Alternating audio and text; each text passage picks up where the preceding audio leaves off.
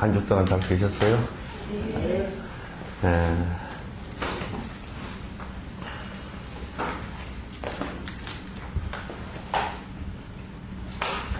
네. 부처님께서 제일 다른 종교와 또 다른 가르침들과 다르게 하신 그 행위 하나 있습니다. 그러니까 많은 다른 종교들과 다르게 말씀하신 것 중에 뭐 여러 가지가 있지만은 그 중에 하나가 설사 내 얘기더라도 비판함 없이 무조건 받아들이지 말라.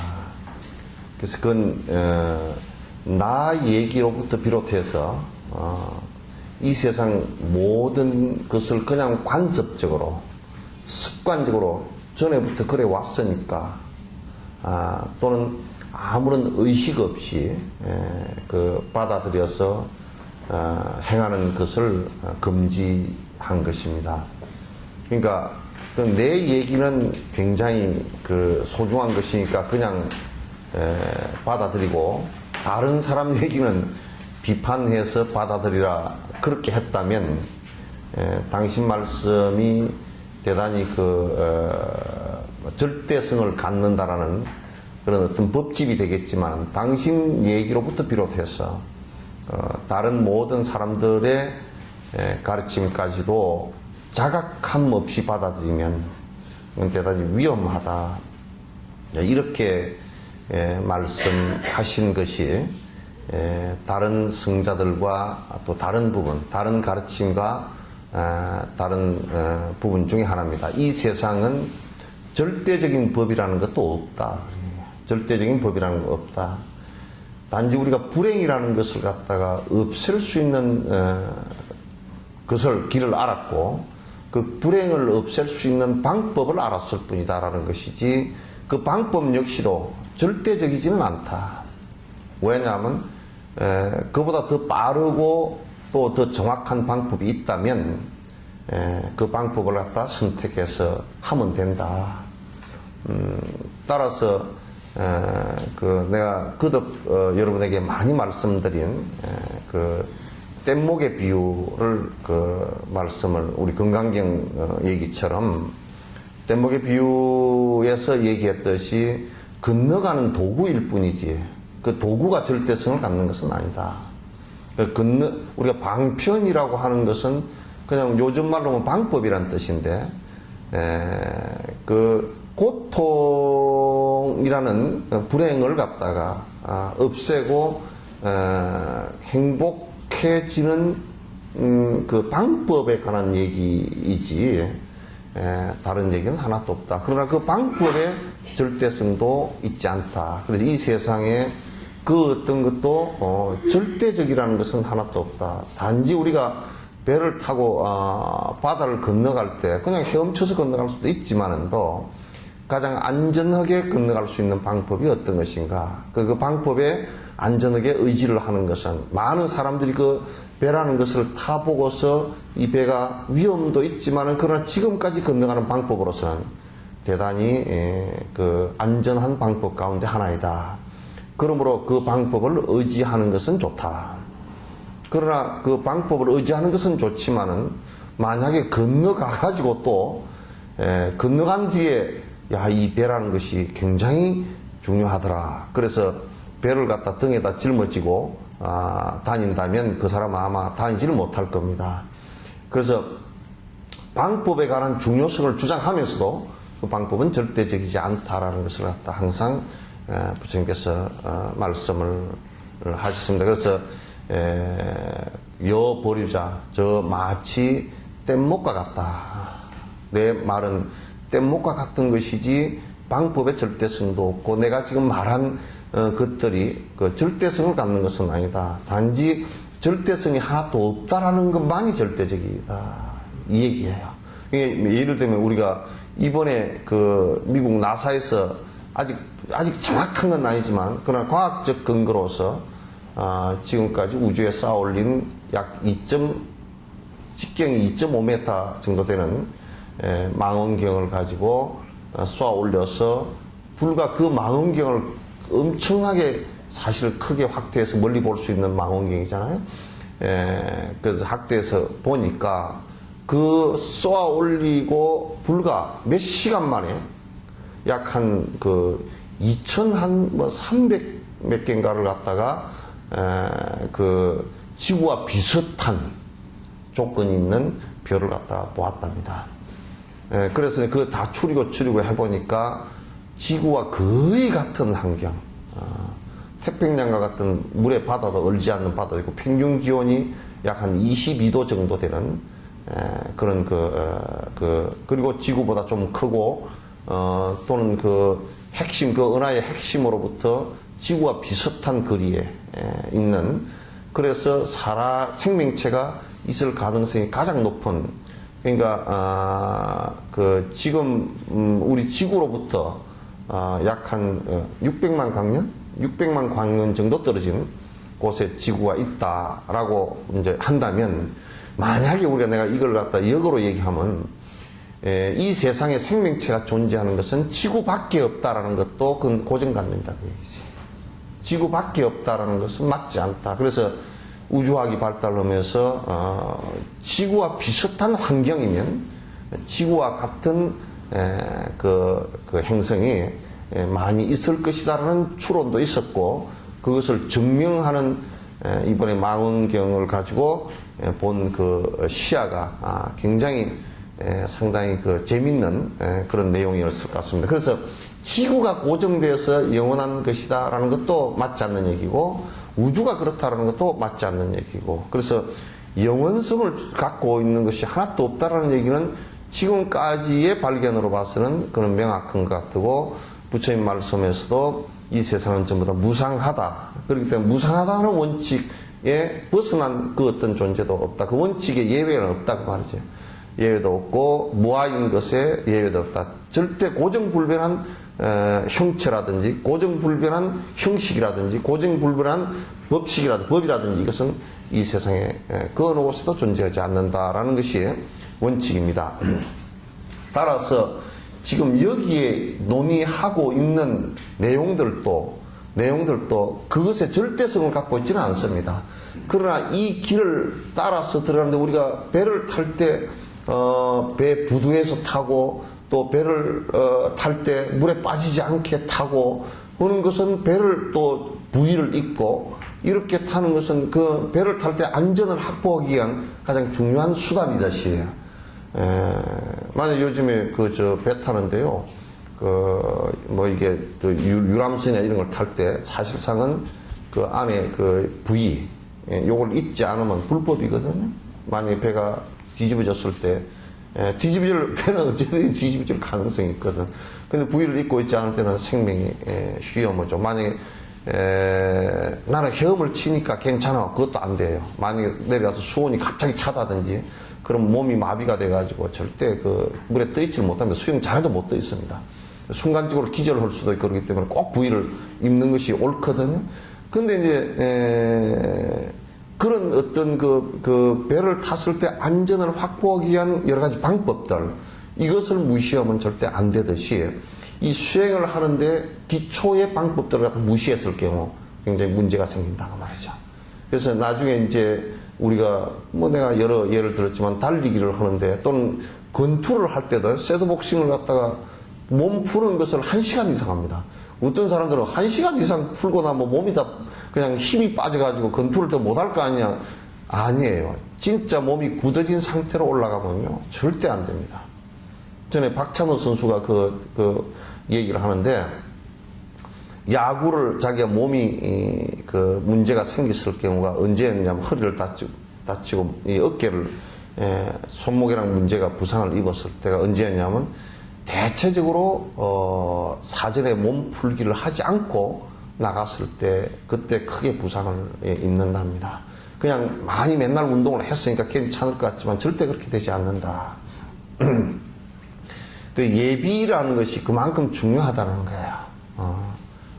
조그마한 일을 하더라도 그 예비라는 것이 굉장히 중요하듯이 지금 오늘 얘기하려고 하는 이 내용도 역시 자량 수행, 예비 수행에 있어서 굉장히 중요한데, 그런데 이제 우리나라에서는 이걸 이제 자꾸 이제 내가 지적을 하지만은 예비 수행들을 갖다가 전혀 하지 않고 갑자기 큰 것만 하려고 그래요.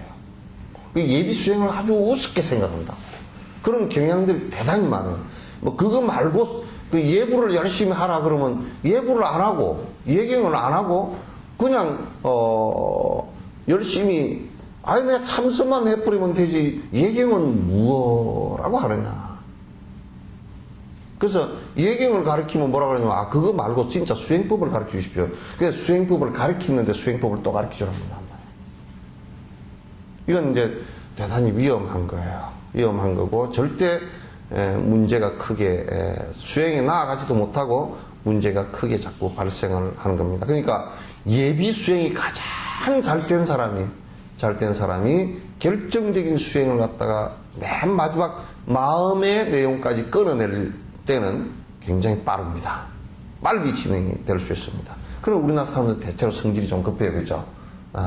그래서 그 약도 우리나라에서 제일 사람들 입에 두 가지, 약의 종류가 두 가지가 있어요, 우리나라는. 뭔 약이 있겠어요? 예? 단박약하고 만병통치약이 있어요. 근데 여러 가지 뭐 쓰지도 않고 딱 한 가지로서 그냥 아주 탁 나와버리는 게 하나 약이 있고, 그 다음에 하나만 먹으면 이병저병 다 닦는 약이 뭐 있는 줄 알아요. 그래서 아직까지도 우리 노인네들이 쏟고 있는 약이 와서 뭐 연예인들 좀 어정쩡한 사람들이 와가지고 뭐 그냥 이거는 만병통치약이고 허리 아픈 데 낫고 뭐 어디 낫고 그냥 오래 살고 뭐 어쩌고 저쩌고 한참 떠들어 나오면 그냥 다 사버려요. 순 거짓말인데.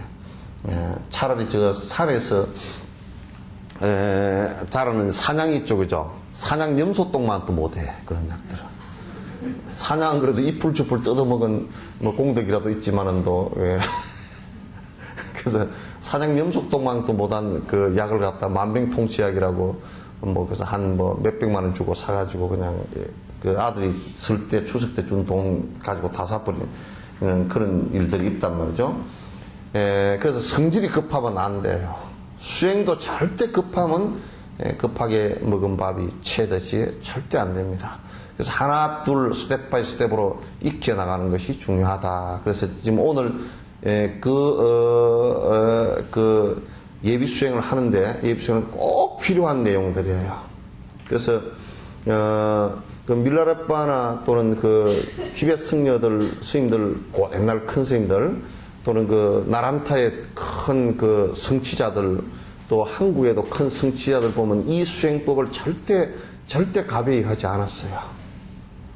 가벼이 하지 않았는데 요즘에 와서 이제 다들 건방져 가지고 날개도 없이 나르려 그러고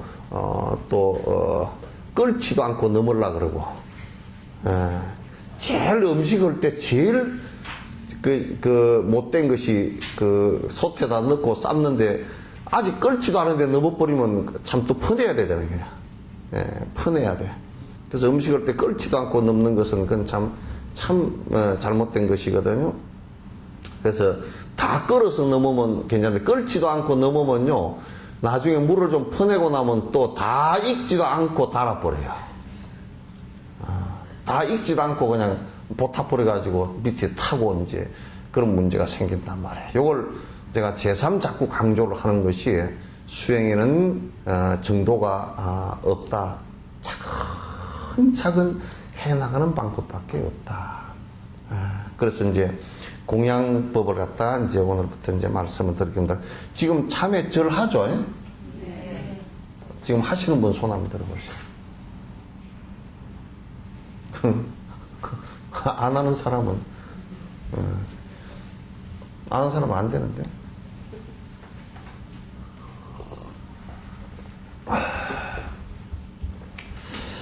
요걸 하면서 전에 이제 그 티베트 스님들 전기나 우리나라 스님들 전기를 보니까 그 토굴 수행을 하면서도 하루도 걸리지 않고 부처님 전에 차 공양을 올리고 꽃 공양을 올리고 또 그 다음에 내가 그 예경을 하고 그 다음에 참회를 하고 하는 이 작업들을 갖다가 하루도 안 쉬고 하고 지금 어느 정도 그런 어느 위치에 올라간 사람들도 그걸 쉬질 않아요.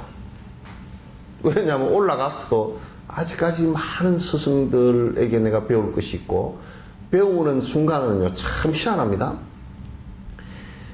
수행을 해가더라도 성취가 안 되고 어느 시점에 가서는 탁 정지 상태가 되는 경우가 많아요. 까딱 잘못하면 슬럼프에 빠지기도 하고 또 딜레마에 빠지기도 하고 이제 이런 것이 이제 많은데 그럴 때 이 공양하는 정신이 더 지극하고 예비 이 수행이 지극한 사람은 그 길이 어느 순간에 열립니다. 근데 그 밑이 튼튼하지 못한 사람들은 어느 순간에 가서도 그게 열리질 않아요. 스승을 잘 만나지 못한다든지 또 그런 계기가 스승이라고 할 때는 꼭 가르쳐주는 그 본 스승도 있지만은 그 외 분이 도와줄 분이 잘 안 나타나요.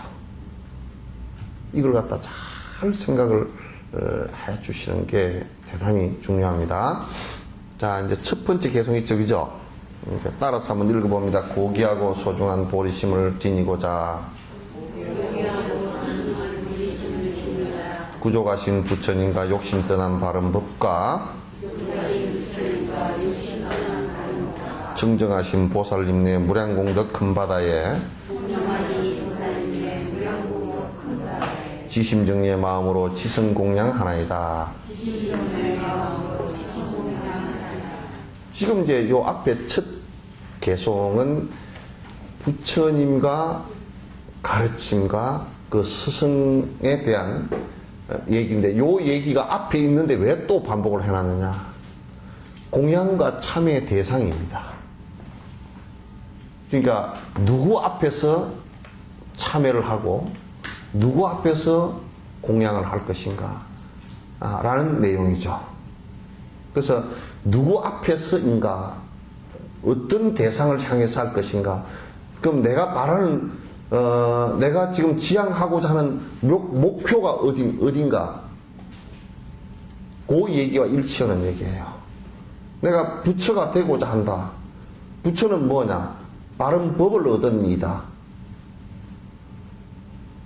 부처님과 바른 법과 또 그렇게 그 방향을 향해서 그 목적을 향해서 부단히 나아가는 이들 이 세 가지를 갖다 불법성 삼보라 그럽니다. 그래서 그 대상을 첫 구절에서 밝혀놓은 거예요. 그러면 우리가 부처님이라는 어떤 분인가 그렇게 얘기한다 그러면 이욕존이거든. 그러니까 원만한 복과 덕과 지혜를 다 갖춘 이고 또 그 가운데서 법이라는 것은 어떤 존재냐면 부처님께서 법을 정득했기 때문에 그렇게 됐는데 이건 뭐냐면 이욕이에요. 욕심, 탐진치, 삼독심을 다 떠납니다. 또 그렇게 되고자 부단히 수행을 하는 수행자, 보살들이다 그러네. 이분들에게 내가 이제 공양과 참회의 대상을 갖다가 대상으로 삼겠다. 이게 이제 핵심 내용이에요. 그래서 지금 이 품에서는 그럼 내가 무엇 때문에 참여를 할 것인가? 라고 했을 때 내가 지금까지 살아온 많은 윤회의 과정에서 절대적으로 아직까지 완전한 행복을 갖다 이루지 못했다. 그럼 완전한 행복을 이룬 이는 누구인가? 라고 했을 때 부처님이시다. 부처님은 그럼 무엇 때문에 부처가 되었는가? 다시 그것도 반복하건데 삼진치 삼독심을 떠나서 바른 법에 들었기 때문에 그렇다.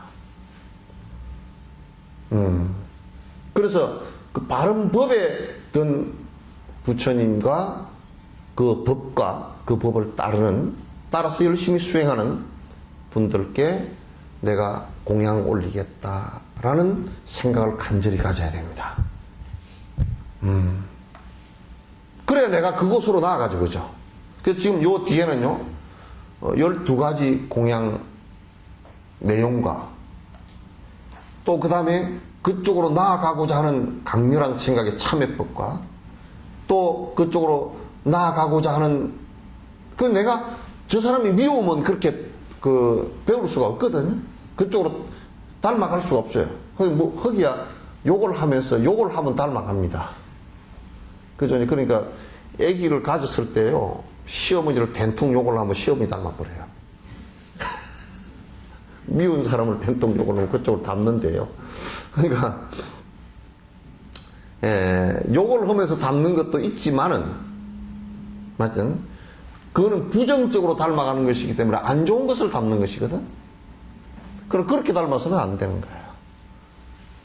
찬탄을 할 때는 좋은 점을 보고 찬탄을 하는데, 사람은 참 특이한 게 있어요. 뭐 모든 생명이 다 그렇지만도 우리는 어두움을 갖다가 찬탄하지는 잘 않아요. 비판을 하지. 그러나 찬탄을 하는데 근데 대다수가 굉장히 밝은 것을 찬탄하게 되어 있어요. 여러분이 이를테면 전에 누가 그러더라고요. 내가 이제 교도소를 자주 가니까 교도소의 사람들은 대부분이 많은 잘못을 지어서 오신 분들이란 말이야. 거기 들어가 있다고. 그럼에도 불구하고 굉장히 바른 법에 대한 시구와 바른 법을 갖다 좋아하고 찬탄하는 마음을 갖고 있어요. 결국 자기가 잘못했다는 것을 알고 있고, 그래서 밝은 곳으로 나오고자 생각은 하고 있지만은 방법을 잘 모르고, 알았다 손치더라도 신구이 삼업으로서 실행을 잘 못하고, 내가 의식과 내 말과 행동으로서 실제로 행하지 잘 못하고, 그래서 잘 안 된다 그런 얘기지. 그러나 밝은 곳으로 나아가고자 하는 생각은 항상 갖고 있어요. 물론 욕망 때문에, 강한 욕망의 습관 때문에 어두운 곳으로 계속 말려 들어가는 것은 있지만은, 그러나 실제로 보면 모든 사람들의 생각은 나는 좀 더 행복해지고 밝은 것으로 살려고 노력을 하고 있어요. 그래서 우선 첫 번째는 그 공양과 참회와 그 다음에 내가 헌신하고자 하는 대상이 있어야 돼요. 그 대상은 이게 이제 잘못하면 절대적 대상으로 생각하기 쉬운데 안 그렇지 않아요.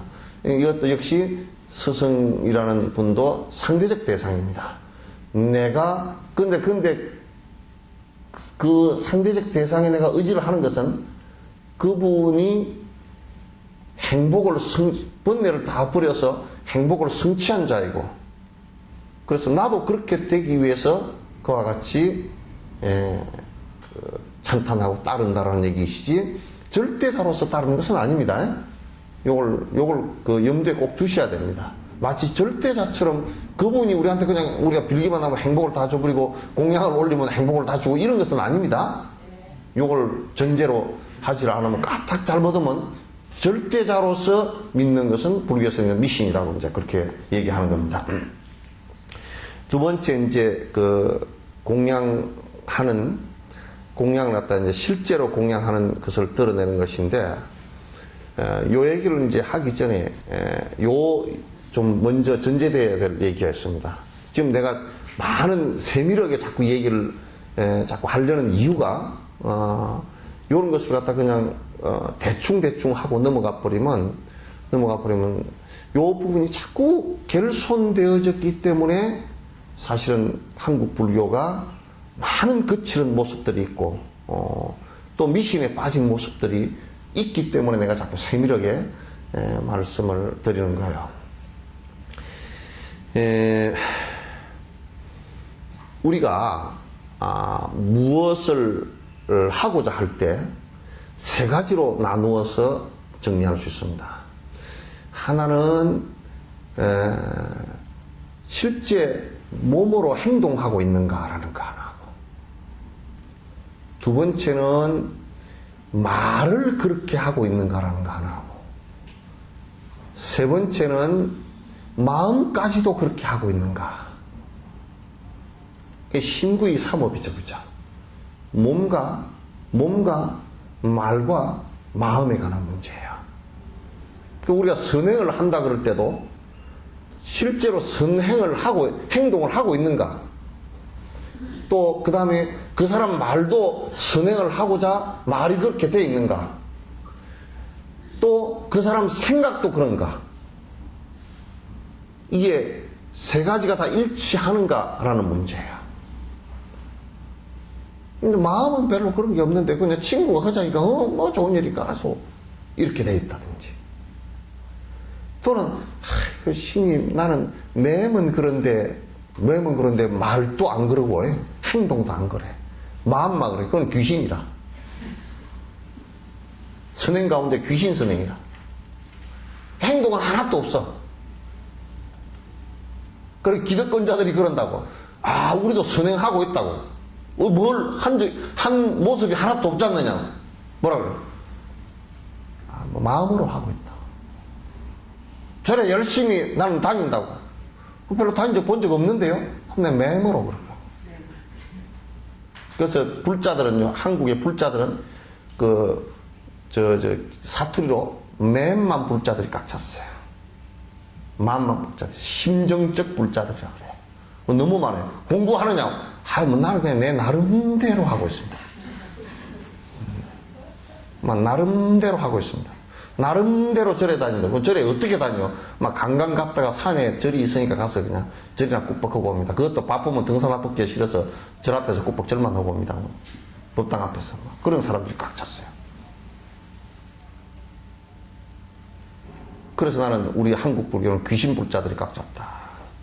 마음만 불자들이 꽉 찼다. 실제로 내가 행동까지 옮겨갔느냐라고 할 때는 행동까지 옮겨가거나 말 단계까지도 잘 안 옮겨간 경우, 내가 그걸 어떻게 증명할 수 있느냐 물어보면 그래요. 불자입니까?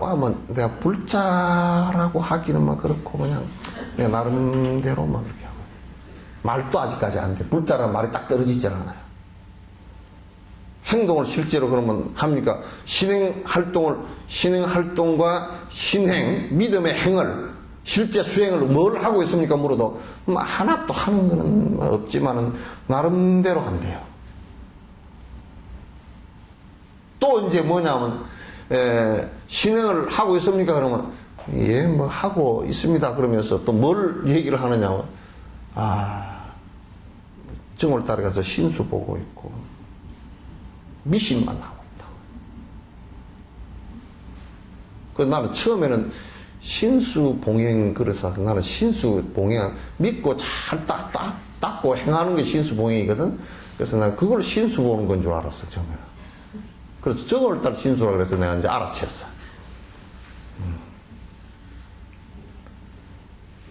안 돼요. 선행을 한다 그러더라도 마음으로부터 시작해서 말도 그렇게 해야 되고 행동도 구체적으로 나와야 됩니다.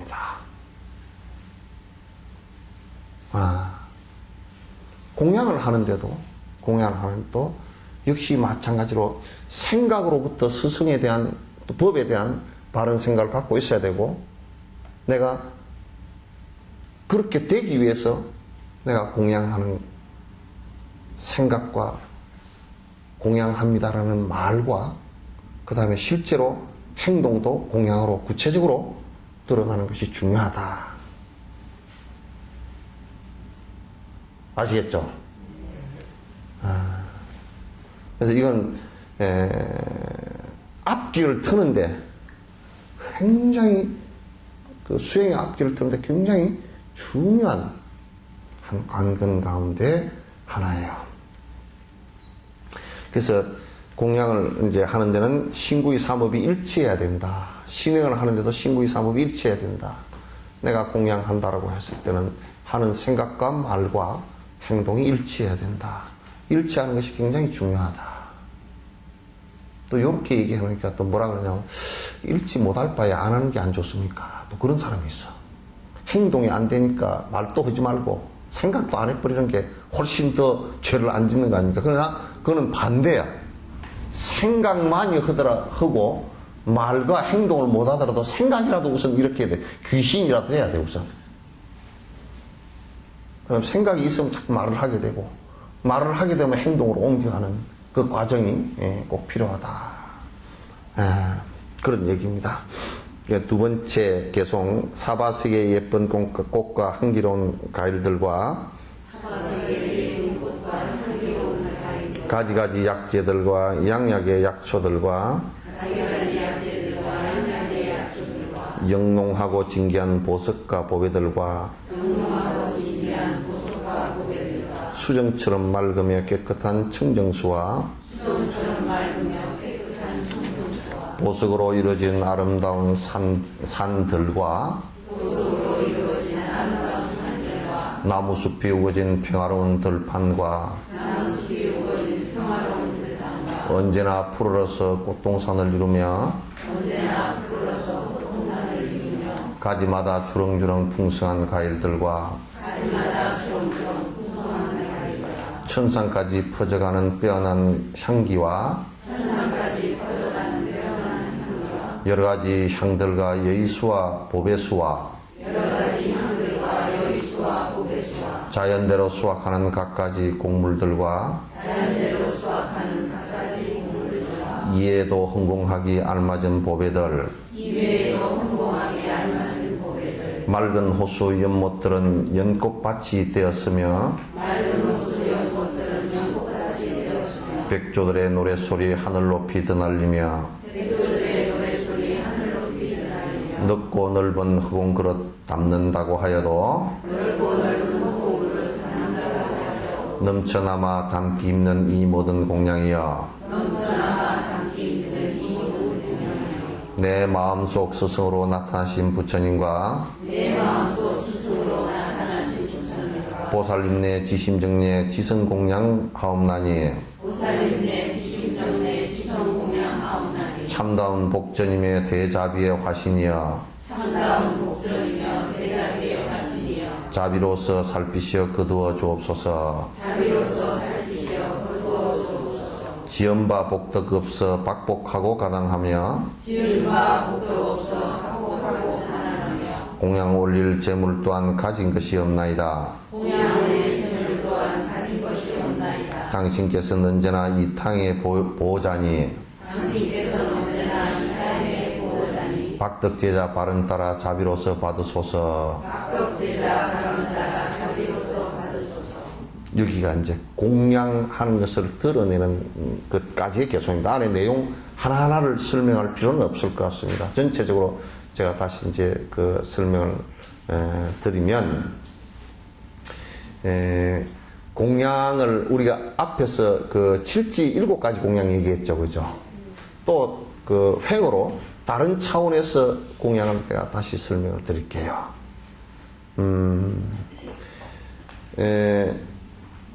우리가 공양을 할 때 제일 거칠게 드러나 있는 부분에 대한 공양이에요. 그것은 우리를 둘러싸고 있는 외부 조건에 대한 공양들이에요. 그러니까 나를 둘러싸고 있는 외부 조건에 대한 공양은 두 가지로 나눌 수 있어요. 내 소유라고 하는 것들. 그죠? 내 소유라고 하는 것들. 그 다음에 내 소유는 아니지만 자연 조건들에 관한 것들. 외부적 조건들에 관한 것들. 그러면 이것을 왜 공양을 하느냐? 공양하고자 하는 생각을 하느냐? 이것은 뭐냐면, 여러분, 천수경에 도량, 청정, 무아의 그런 얘기 있죠. 그죠? 도량이라는 것은 내 주변 조건들에 관한 얘기예요. 도의 장소가 되게 한다는 뜻이 있어요. 그러니까 내 주변 것들이 도의 장소가 되게 하기 위해서는, 도량이 되게 하기 위해서는 청정해져야 돼요. 청정해지는데 어떻게 하면 청정해지겠어요?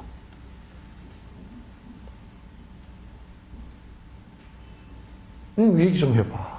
내가 차 마실 동안에. 도량 청정이 어떻게 해야 청정이 되겠어요? 청소하는 거? 예? 청소하는 것도 그럼 마음이 깨끗해지면 되는데 어떻게 하면 마음이 깨끗해지겠어? 내 주변 조건들에 대한 욕심이 멀어져야 돼요.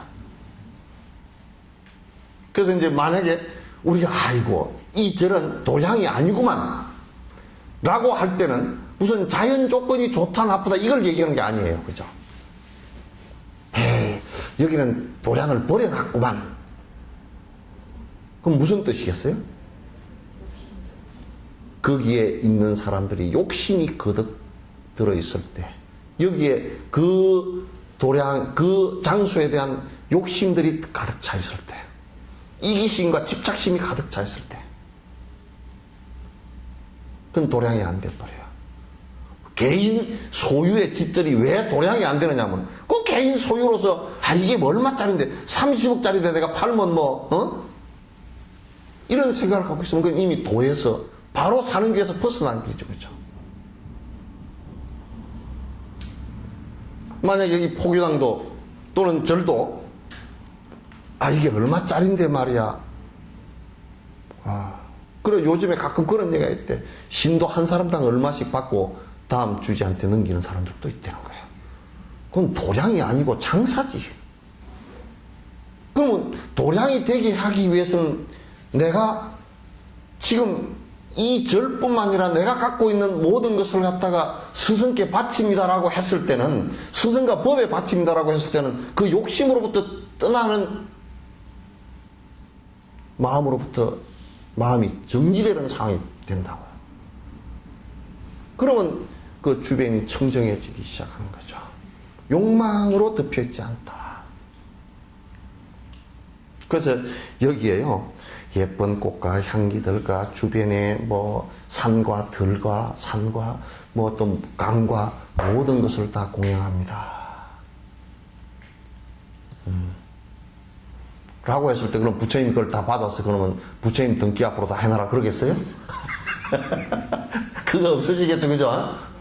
이거는 전부 다 내 거다. 부처님 내 앞으로 등기를 다 해놔라. 그렇게 한 적이 없죠. 스승들께서 이건 전부 다 이제 네가 바쳤으니까 내 등기로 다 해놔라. 그거 없죠, 그죠?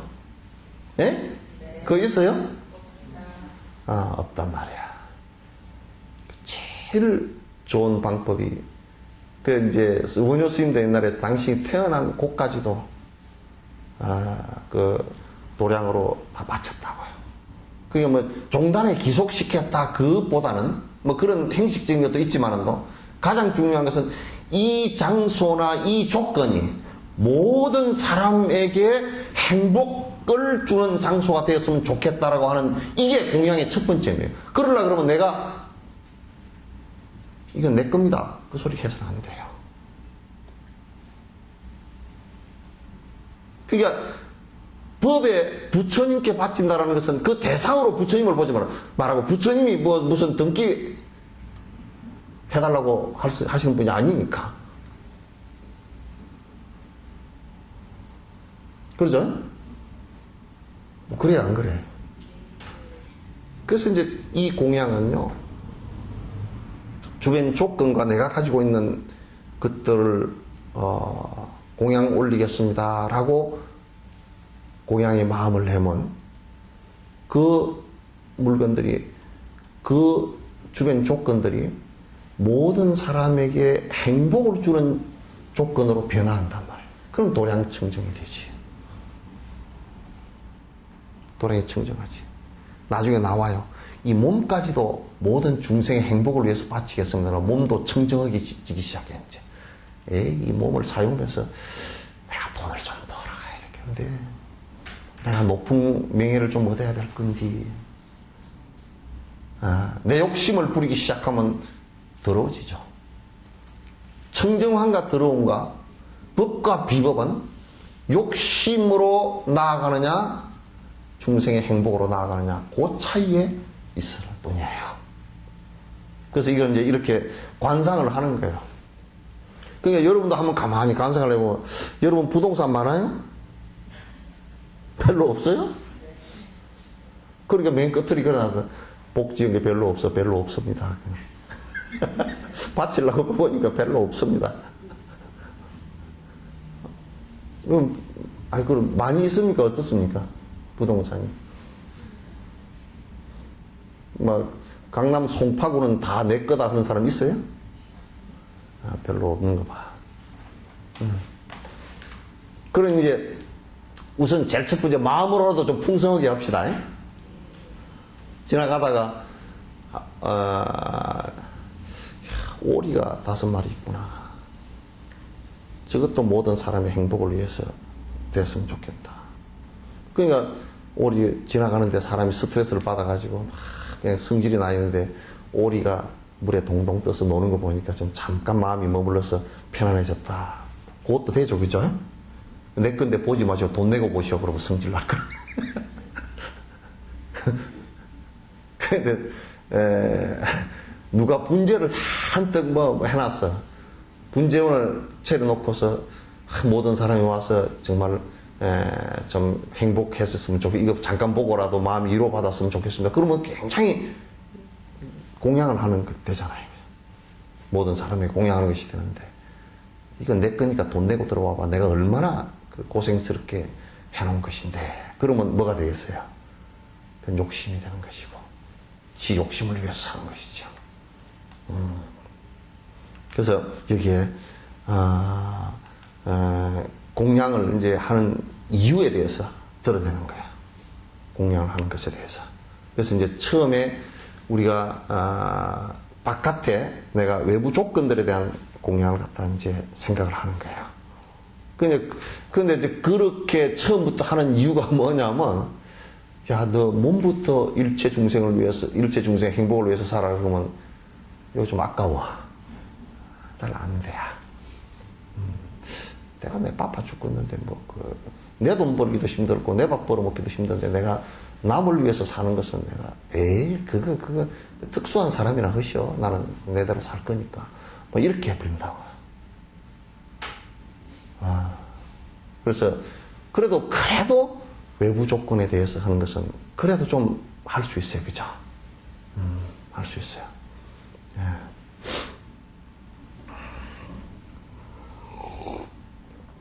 그 다음에 두 번째 이제는 헌신 공양이거든.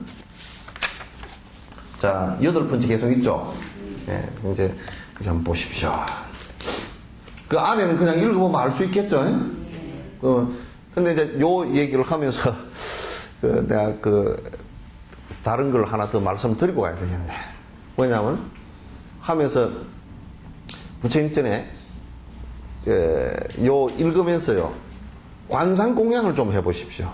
실제로 그렇게 안 되면, 실제 그렇게 할 수 있는 것이 없잖아요. 아직까지 없으면 이제 관상 공양을 한번 해보십시오.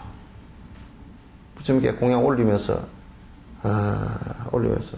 차를 공양을 한 잔 올리시면서도 이 세상에 모든 이 갈증난 자, 번뇌로서 갈증난 자거나 현실적으로 몸으로서 갈증난 자 모두 이 차를 잡수시고 다 갈증이 해소됐으면 좋겠습니다 하고 탁 머리 한번 떠올려 보세요. 한 잔 올리면서도 기쁘지. 마음으로는 그게 됩니다. 그죠? 옛날에 어떤 스님이 가서 입문하겠다고, 법제자 되겠다고 와서 인사를 드리니까 그 스님 무조건 3000배를 하고 오라 그래. 성철 스님 비슷했던가 봐. 그냥 가서 절을 하고 5분 만에 왔어. 3000배를 아무리 빨리 하려도 7시간 반, 8시간 걸리거든.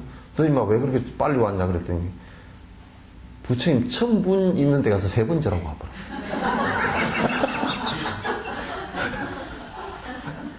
천불전에 가서 3번 절하고 받은 사람 입장에서 보면 3000배 한 거지 뭐 어떻게 각각의 부처님에게 절합니다 그러고 다 각각 그냥 내가 다 한 분 한 분한테 다 절는 게 아니라 3000분한테 다 한꺼번에 그냥 1000분한테 절르면서 각각의 부처님에게 전부 절을 합니다. 그래서 3000배를 다 하고 다 왔다 그러니까 제법 괜찮잖아요. 그죠?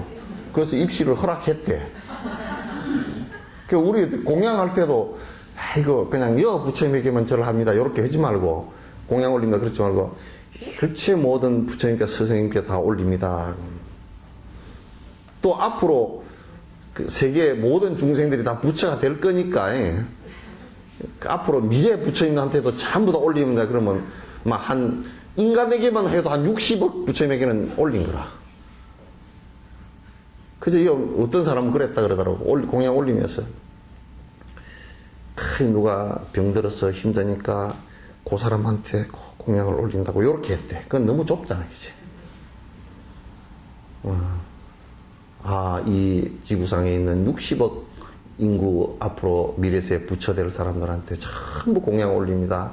혹시 내가 빗길로 가거들랑 모든 그 부처님들께서 나를 갖다 이끌어 주십시오. 요렇게 한다 그러면 차 한 잔 올린 것이 60억의 공덕이 될 거예요. 그죠? 근데 그렇게 자꾸 마음을 쓰기 시작하면요, 점점 마음이 넓어져요. 좁아지질 않아. 이게 마음을 넓게 쓰는 법이에요. 공양할 때도 좀 그렇게 좀 하십시오. 맨날 쫌핑처럼 맨날. 나도 요즘 생각해보니까 자꾸 여수만 생각한 것 같아. 여수만 자꾸 생각했던 것 같아. 여수에 한 30만만 생각했던 것 같아. 달라이라마께서는 가만 생각해보니까 전 지구적으로 그 양반은 마음을 냈던 것 같고, 나하고 뭔 차이가 있을까 하고 생각해보니까 그 마음의 차이가 전 지구적으로 낸 거하고 60억 단위로 낸 거하고 30만 단위로 한 거고 낸 게 좀 다르더라고. 그죠?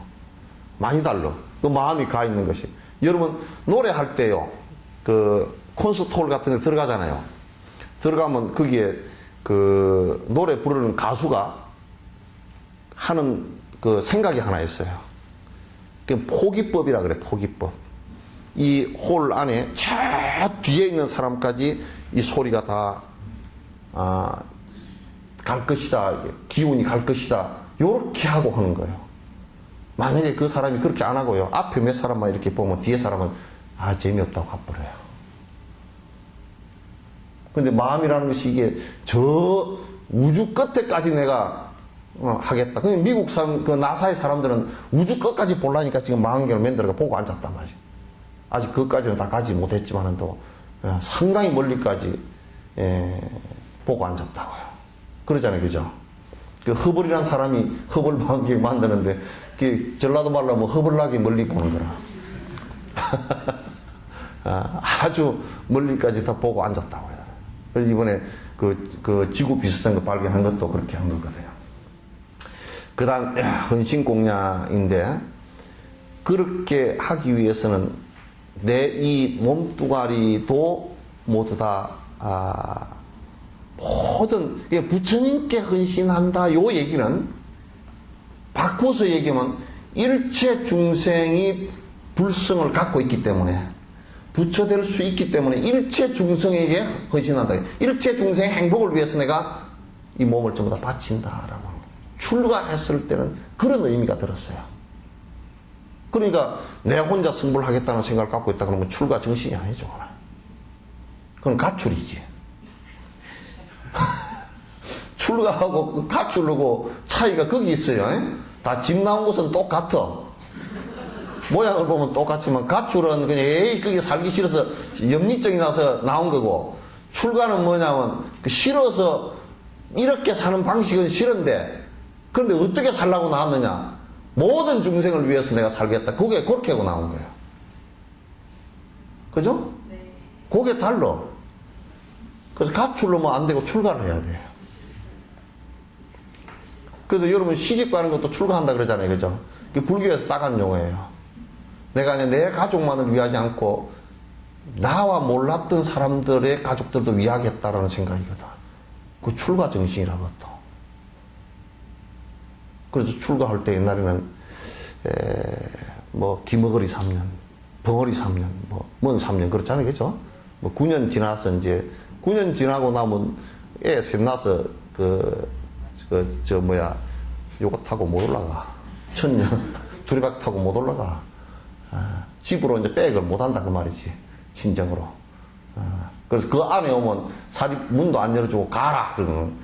너희 집으로 가라. 우리 집, 너 집 아니다. 그러고 쫓아내잖아요. 출가라는 것도 나의 애착을 끊는다라는 것은 나의 번뇌를 끊는다라는 말이기도 하지만은 그건 소극적 의미이고, 그건 번뇌를 끊어서 어쩌겠다고. 많은 중생들을 저의 행복을 위해서 내가 세세생생 살겠다라는 것이 출가의 목적이에요. 그죠?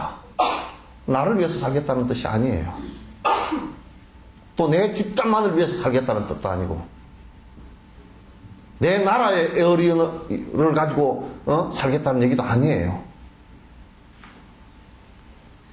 그 누가 달라이라마께 이런 걸 여쭈었더라고요. 그 어디 보니까 독립을 뭐 얘기하니까 난 독립을 위해서만 사는 사람이 아니다. 우리는 보통 보면 그 독립운동가 그렇게 생각하잖아요. 그죠? 나라를 찾기 위해서 난 그것이 목적이 아니다. 뭐가 목적이냐? 일체 중생의 행복이 목적이다.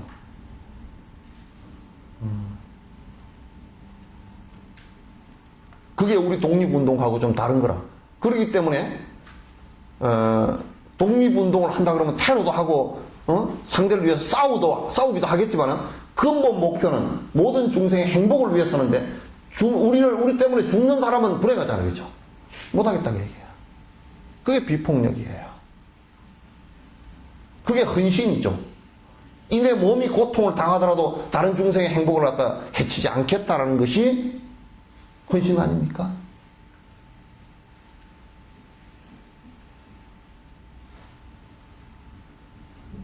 이게 헌신 공양의 다른 의미이기도 해요.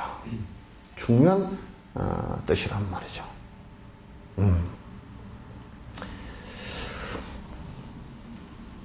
읽었습니까?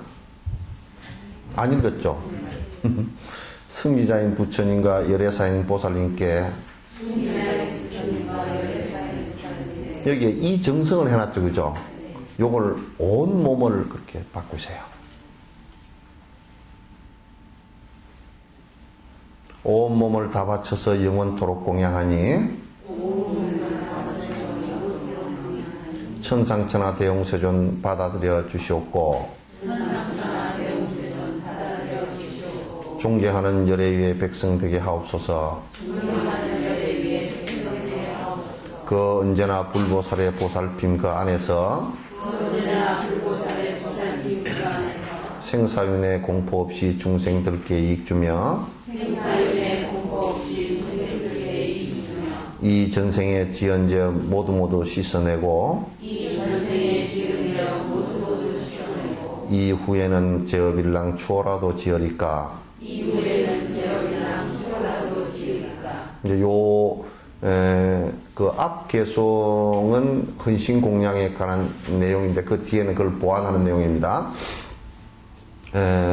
온몸을 다 바쳐서 영원토록 공양한다라는 것은 일체 중생의 행복을 위해서 내가 전념하겠다. 나를 위해서는 살지 않겠다. 이 길이 부처가 되는 길이라는 것을 내가 확신한다. 이 길이 보살의 길이라는 것을 내가 확신한다. 따라서 내가 일체 중생의 행복을 위한다면, 조그마한 행복이라도 위한다면 내가 몇백 번을 죽는 한이 있더라도 조그만 중생의 행복을 위해서라도 내가 최선을 다하겠다. 조금치라도 남의 불행해지는 일을 갖다 내가 나로 인해서 불행해지는 일은 용납하지 않겠다. 이 몸이 안락하고 이 몸이 편안하고 이 몸이 부유해지기 위해서 내가 노력하지 않겠다. 모든 중생을 위해서 내가 사는 일을 하겠다. 이것이 이제 이 헌신의 기본이에요. 사실 이거 외에는 사실 다른 게 없을 정도예요. 그러나 우리는 대다수가 나를 위해서 살잖아요. 그죠? 저번에 이제 처음에 이제 그 티베트 불교를 접했을 때 티베트 불교 그 스님이 오셔가지고 병문안을 하게 됐는데, 병문안 할 때 이제 그 스님이 이제 암이 있으셔 돌아가시게 됐는데, 그 위로를 하시면서 이제 그 뭐 다음 생이 있으니 염려하지 마십시오라는 거 하나 하고, 그 다음에 기도하시되 내 이 아픈 것으로 인해 모든 사람의 아픔을 내가 다 거둬가기를 바람합니다. 요 기도를 좀 하시라고 그러더라고요. 내가 아파 죽겠는데 뭐 내만 아파 죽겠는 것 같지. 그러나 이 세상 사람들 보면 많은 중생들이 생로병사의 가운데 병의 고통이 엄청나지 않습니까? 그 병의 고통이 엄청난 것은 우리가 보면 병원이 엄청나게 많은 거 보면 알 수 있죠. 그죠? 그죠? 그 병원이 다 밥 먹고 사는 거 보면 알 수 있죠. 그럼 엄청나게 아프다는 뜻이거든? 그런 이제 우리가 그들을 위해서 생각할 때, 내가, 이 아픈 것으로 인해서 모든 중생의 병이 내 아픈 것으로 인해서 다 없어졌으면 좋겠습니다. 라고 한다면, 물론 그런다고 해서 병이 다 없어지진 않죠. 그러나 내 마음에 중생을 위하고자 하는 그 중생의 병에 대한 고통을 더 깊이 인식하게 되고 그 불행을 갖다 들어주기 위해서 노력하는 모습이 된단 말이에요. 그게 약사경의 전부 다예요. 약사열의 경에 전부 다란 말이에요. 그 우리나라 저 약국 그런 분들 약사 있잖아요. 그죠? 그 약사라는 말이 전부 다 약사열에서 나온 말이에요. 약사열에서 나온 말이에요. 이런 정신도 전부 이 헌신 공양에서 나온 헌신 공양에서. 우리가 이제 소신 공양 그러니까 몸을 불태우는 것은 불태워서 내가 공양 올린다라는 것은 좀 극단적인 일이지만도 이 몸을 불태운다라는 것은 그런 의미보다는 이 몸을 가지고 전력을 다해서 그런 뜻이에요. 모든 중생을 위해서 전력을 다해서 내 모든 에너지를 걷다 다 쏟는다는 뜻이에요. 이게 그렇게 처음부터 그렇게 다 단단하게 될 수는 없지만은 마음을 그렇게 먹고 자꾸 시작을 하나라도 해야 됩니다. 차츰차츰 해 나가야만이 그게 이제 변화를 해 나가는 것이 되겠죠. 그 다음에 10번째 개송요. 묘한 향기 한가득한 청정한 목욕실은 바닥은 유리로서 눈부시게 투명하며 아름답고 찬란한 보배의 기둥들과 진주빛이 휘황하게 천정을 장식한 곳. 자, 이게 이제 여기서부터요. 우리 한국 불교에서는 육법 공양 그러잖아요, 그죠? 그래서 이제 육법 공양 그런데 그 육법 공양이라는 것이 이제 이게 이쪽 대성 불교 쪽에서는 12가지 12 공양이에요. 12가지 공양인데, 근데 우리 육법 공양과 좀 뭐가 다른가 하고 내가 이제 이렇게 좀 보니까, 우리 그 불교 속에서도 다 있었던 건데, 우리는 공양 올린다라고 했을 때 스님들과 더불어서 불법성 삼보가 공양을 받는다라는 의미가 퇴색을 하면서 조선시대 때에 부처님께만 공양을 올린다라는 이게 되면서 스님들에게 공양 올리는 것이 다 빠져버렸어요. 빠지면서 이제 육법이 된 것 같아요.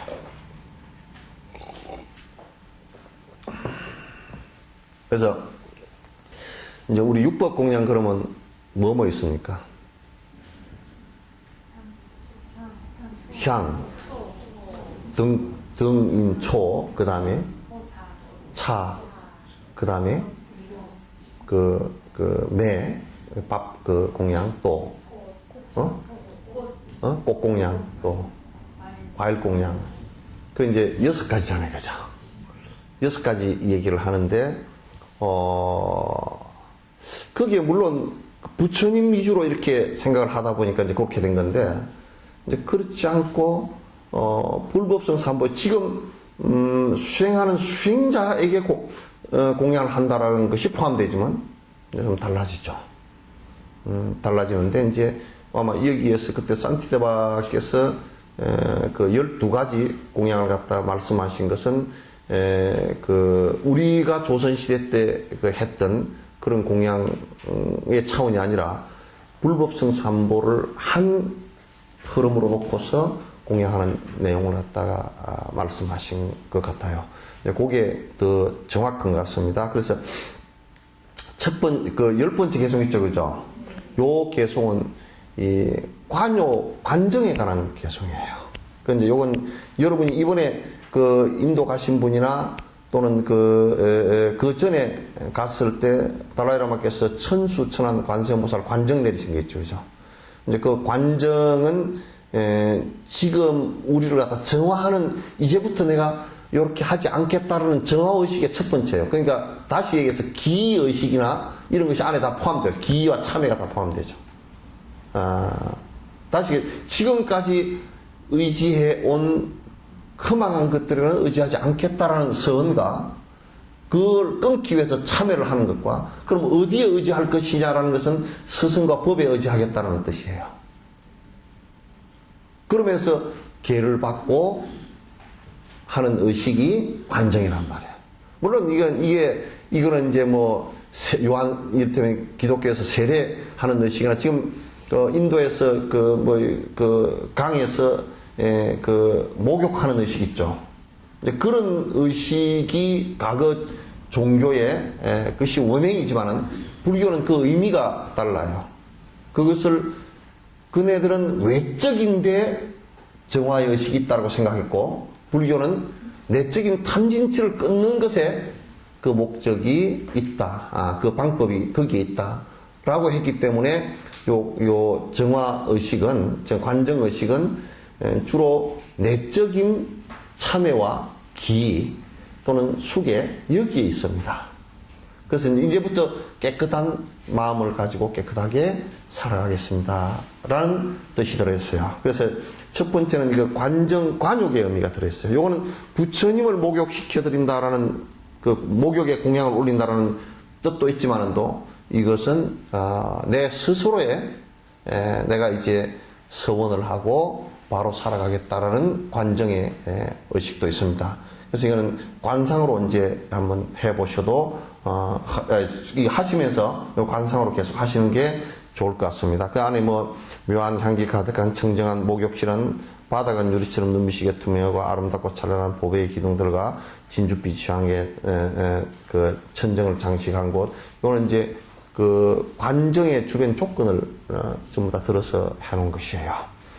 자, 11번째, 부처님의 당신의 아들이신 보살님께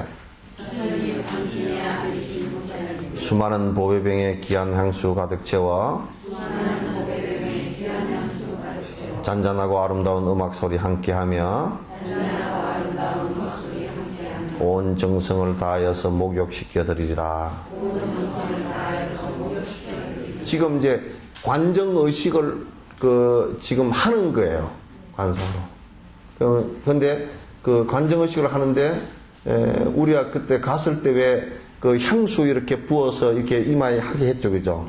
그 의식이 여기에 이제 해당되는 것 같아요. 그러니까 여기에 이제 그 관정하면서 공양하는 것이 첫 번째가 향수예요. 이쪽에서 보니까 요 지금 향수에 관한 거예요. 그 향수를 왜 올리느냐? 그게 정신에 지금 이제 저는 관심이 그게 우리 정신에 무슨 영향을 주느냐? 향수가 요 향수라는 그 자체가 물론 뭐 진정의 효과도 있고 이제 이런 효과도 있지만 그런 효과를 얘기하는 것이 아니고 심리적으로 이 향수라는 것은 우리가 인간이 갖고 있는 그 의식이 향수는 깨끗하다라는 뜻이 들어있죠, 그죠? 더러움을 정화한다라는 뜻이 들어있어요. 이를 통해서, 이 공양을 통해서 내가 이제 더러운 삶을 갖다가 깨끗하지 못한 삶을 이제 벗어나겠다라는 뜻이 의미가 거기에 들어있어요. 그래서 이제 향수 공양을 올리는 것은 실제로 향수를 올리기도 하지만 관상으로 하더라도 이건 그런 정신이 거기에서 살아나올 수 있습니다.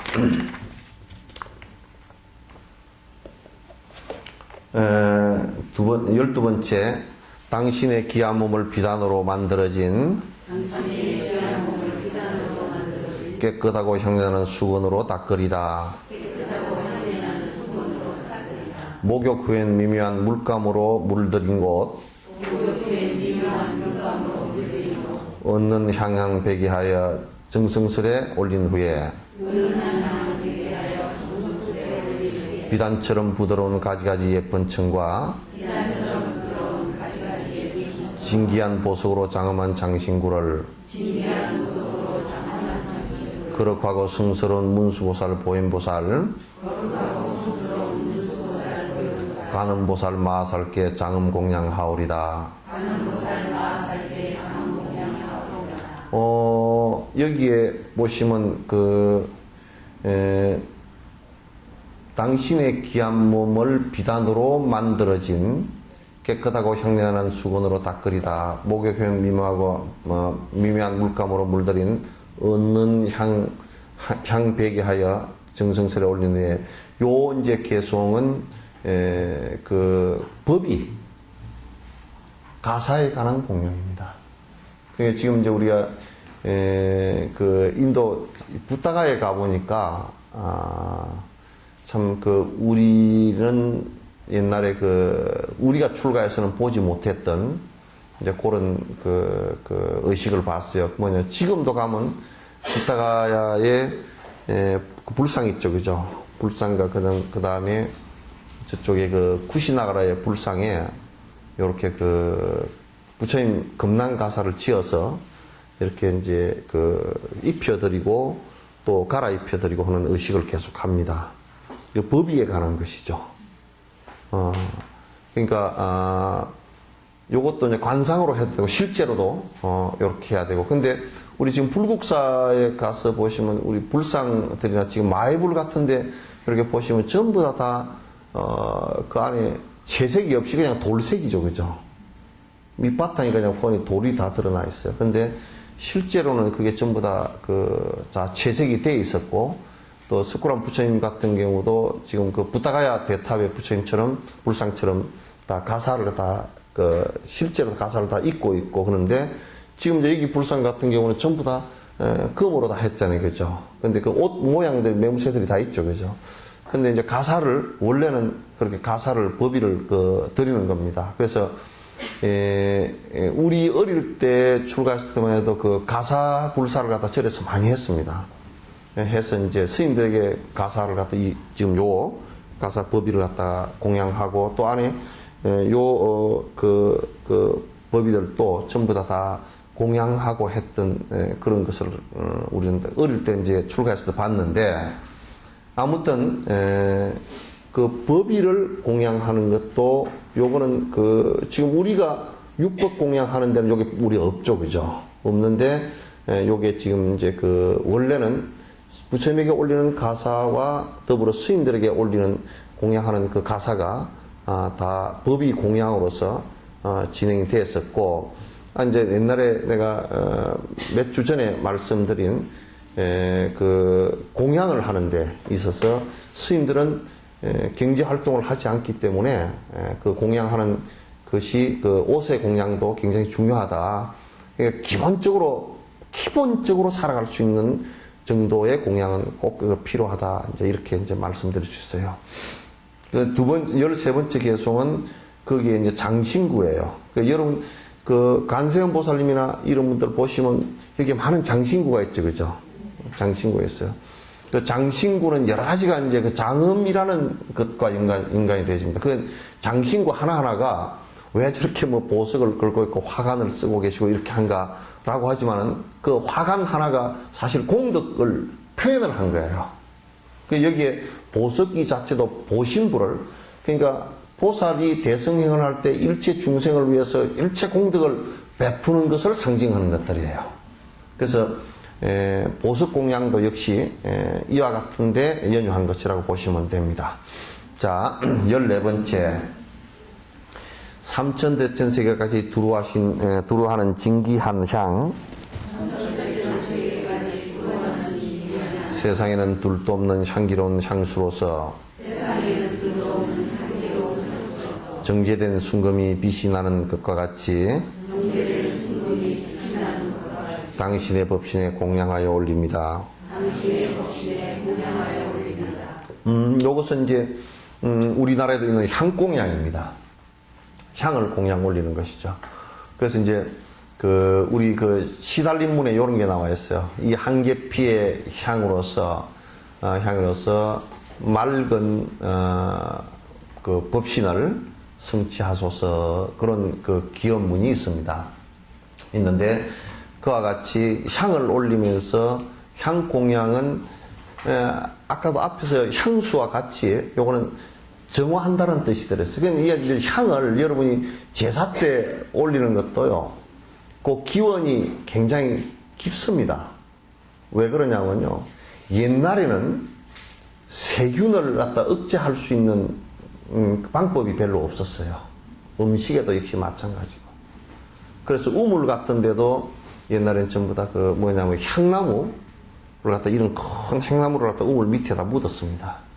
그 향나무에서는 뭐가 있느냐면 세균을 억제하거나 죽이는, 박테리아를 억제하거나 죽이는 물질이 있습니다. 그걸 옛날에 정확하게 알지는 못했어도 안에 내용을 알았던 것 같습니다. 그래서 이제 우물 밑에다 묻었거나 또는 음식을 할 때 훈제를 하는 것도 역시 마찬가지로 그런 양리작용을 이용한 겁니다. 그게 이제 종교로 들어오면서 향을 가지고 향을 앞에 피우는 것은 이제 모든 세속적인 것을 정화한다는 뜻이 들어있어요. 그래서 이제 향을 부처님께 올리는 것도 역시 세속적인 모든 것을 정화한다는 그런 뜻이 들어있어요. 그래서 공양을 하면서 이제 정화라는 뜻으로서 또 주변 정화도 되죠. 주변 정화도 이제 정화라는 뜻으로서 이제 향을 공양 올리는 것입니다. 5번째, 공양 중에 공양인 아름다운 만다라와 자태고운 붉은 연꽃, 향기로운 푸른 연꽃, 수많은 꽃봉오리 꽃다발 한아름을 만들어서 지극한 마음으로 올립니다. 이제 꽃공양이죠. 꽃공양인데 우리 이제 경전 가운데 이를테면 법화경 그러면 묘법 연화경을 줄인 말이거든. 연꽃이란 뜻이에요. 연꽃을 법에 비유한 거예요. 묘법은 법이고 방편, 부처님께서 깨달음을 이룩하는 방편이란 뜻이고, 그 다음에 그 방편의 법을 연꽃에다 비유를 한 거예요. 연화, 묘법 연화예요. 그 다음에 화음경 그럴 때 대방광불 화음경 그럴 때도 화라는 것이 화려할 화자지만 꽃 화자와 같은 겁니다.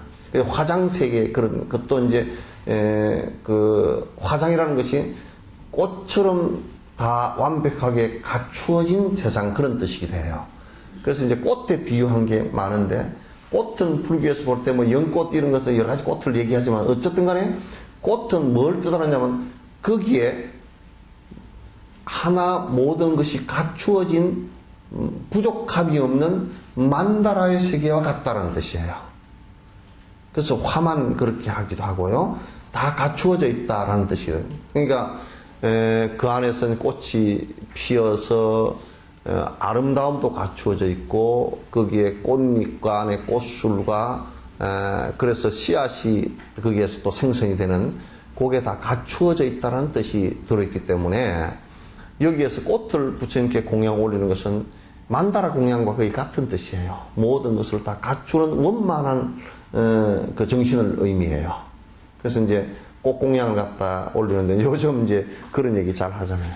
꽃을 올리면, 공양 올리면 이뻐진다네. 그래서 다음 생에 이뻐지려고 그러면 꽃을 부지런히 올리소, 그런 얘기들 하잖아요. 근데 그건 아주 이제 작은 얘기들이고 실제로 원만하게 모든 것이 갖추어진 것을 뜻해요. 그래서 꽃 공양을 이제 올리는 것이고요. 자, 16번째, 매혹적인 황홀한 최고의 향 가득가득 사르르 피어나는 향기구름 올리나니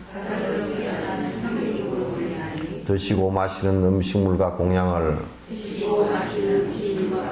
미묘한 천상 음식 모두 함께 올립니다.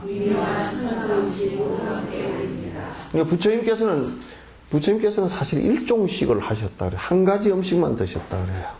그러니까 뭐 여러 가지를 이렇게 드신 게 아니고 한 가지 음식만 올렸다 그래서 그 전통이 우리가 그것도 그 4시에 보통 한 9시에서 11시 사이에 드셨다 그럽니다. 그러니까 탁발을 해 오셨어도 거의 한 가지 음식만 중생을 위해서 여러 가지 음식을 드실 때도 있지만은 거의 대다수가 한 가지 음식만 드셨고, 수행을 했을 때 6년 고행하실 때도 하루에 뭐 쌀 한 낫 만 드셨다 그래요. 그러니까 그것도 일종식이 되겠죠. 그런데 이제 모든 중생들은 그렇게 이제 못 먹잖아요. 그죠? 그리고 수행 여터도 그렇게 못 먹고요. 못 먹는데, 여기에서 이제 그 음식 공양을 올리는 것은 사실상 모든 공양 가운데 생명을 기본적으로 유지해주는 가장 중요한 공양의식이죠. 부처님 전에는 그래서 일종식을 부처님께서 드셨기 때문에 항상 맞이 올릴 때 한 가지 그 곡식으로 음식을 지어서 이렇게 올리게 되거든요. 우리가 한국의 이제 전통으로는 추석 때 이제 뭐 송편도 올리고 뭐 떡국도 이제 올리고 뭐 이렇게 하지만은, 그러나 그것도 일종식입니다. 한 가지만 된 것을 이제 올리게 되는데, 그건 부처님께서 평생 사신 그 뜻을 갖다 기리기 위해서 그렇게 하신 것이고요. 여기에 이제 여러 가지 공양을 갖다 모든 수행자들에게 기본적으로 먹고 살 수 있게끔 공양을 올리는데, 우리는 좀 미안하게도 요 공양법이 우리는 참 많이 퇴색해가지고 옛날 우리 어릴 때 그냥 탁자밥 내려 먹는, 그래서 목탁을 갖다 연무를 열심히 해라 그러면 너 탁자법이나 밥이나 내려 먹도록 해야 된다 그래서 마치 탁자밥 내려 먹는 훈련 정도로 생각했단 말이야. 그게 이제 굉장히 잘못된 건데, 그렇게 하기 위해서 하는 것은 아니에요. 그래서 중요한 우리가 수행 가운데 공양 올리는 수행이 꼭 필요하고, 거기에 여러분들이 이제 부처님께 여러 가지 음식을 공양 올리는 것은 부처님에게뿐만 아니라 여러 제자들에게도 같이 이렇게 올리는 겁니다. 그러니까 이것도 한국국에서 빨리 고쳐야 되는데, 지금 남방불교 쪽은 가보니까 참 그게 지금도 스님들께서 탁발을 그대로 나가고, 그래서 신도들이 언제든지 스님들에게 공양을 올릴 준비가 되어 있고, 그 대신에 스님들이 먹고 살기 위해서 하는 수단들이 전부 다 부처님 당시 때처럼 하지 못하게끔 차단되어 있어서 청정한 성가를 유지하는 데 굉장히 도움이 되는 그런 내용이었습니다.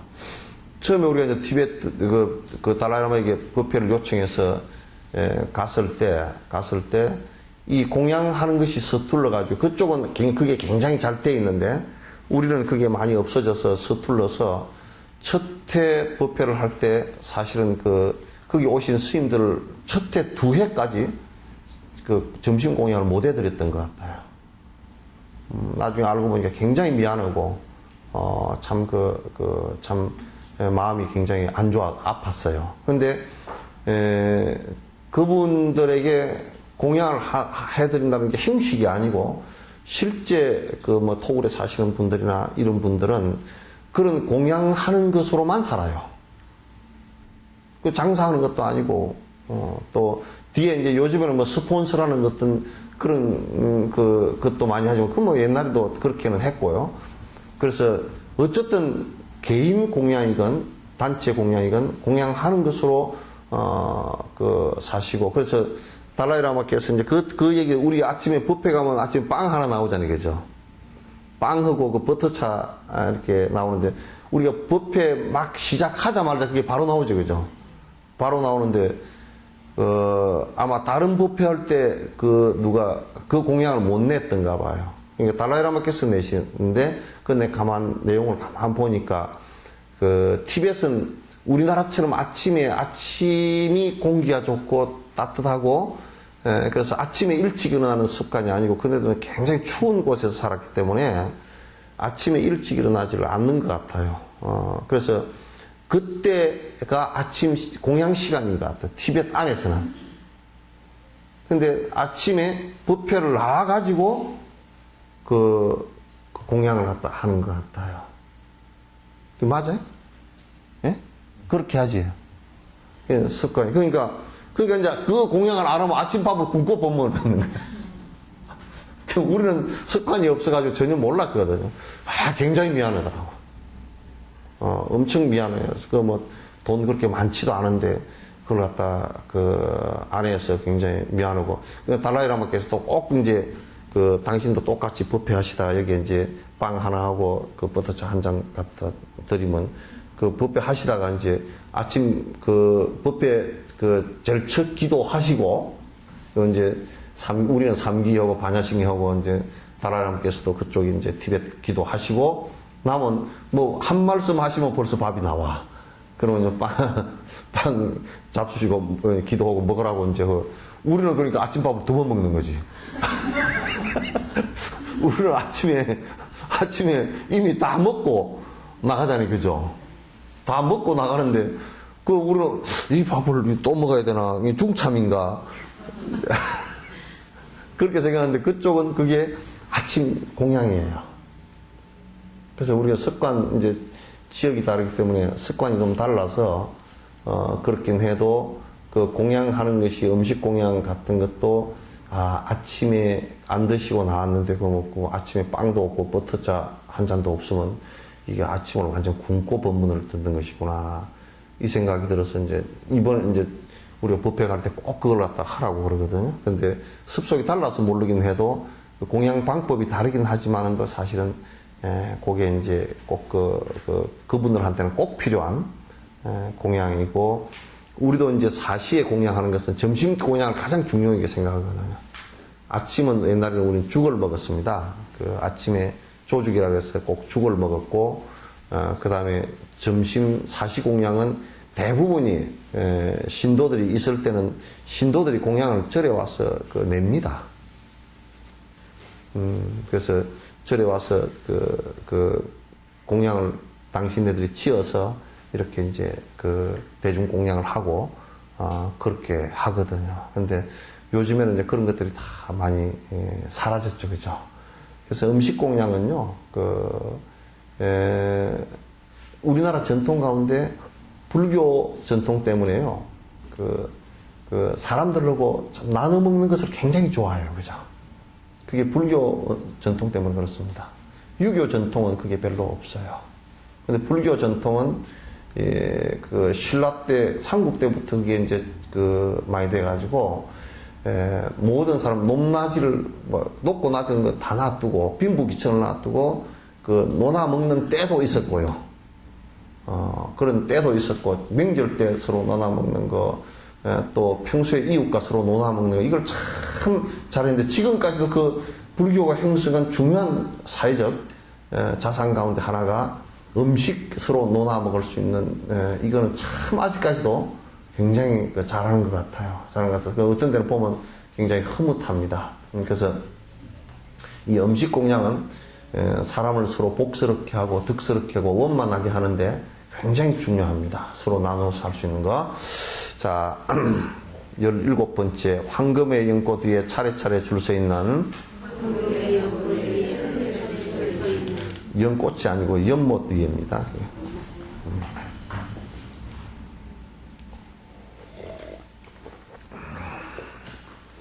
보석의 등불로 등공양 올려오며 깨끗하게 씻어내린 돼지 위에 향수 뿌려 아름다운 꽃잎들을 꽃비되게 흩날리리.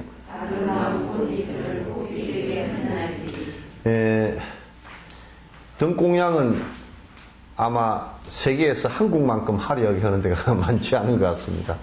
그래서 태국 같은 데도 이제 불치사에 부처님 오신 날 행사 때 막 크게 등공양 올리고, 이제 스리랑카 같은 데도 그렇게 하는데, 등을 화려하게 만들어서 이제 부처님께 올리고, 또 법당에도 인등 공양 올리고 하는 것들이 전 세계에서 등공양은 한국이 제일 화려한 것 같아요.